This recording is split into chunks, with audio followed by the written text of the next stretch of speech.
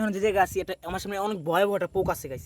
সেই পোকটার হলো 299টা পাও একজনের গুনছিল। তো আপনারা দেখে অবাক হয়ে যাবেন, ভাবতে পারবেন এই পোকের পাও গুনলো কিরা।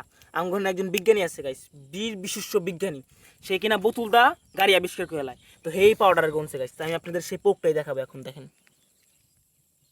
এই পোকটার নাম হচ্ছে ক্যারা। এই পোকটার ভিতরে ট্রেন না, যাই হোক আঙ্গ বিশ্ব বিজ্ঞানী বানাইছিলেন নাম ট্রেন, কিন্তু এটার নাম এমনি গ্রামের মানুষকে ক্যারা।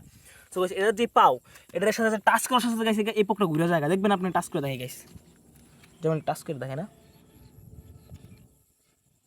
দেখছেন গাইস, মানে পুরোটা পয়সা হয়ে গেছে, মানে কয়েন কয়েন হয়ে গেছে এই পোকটা।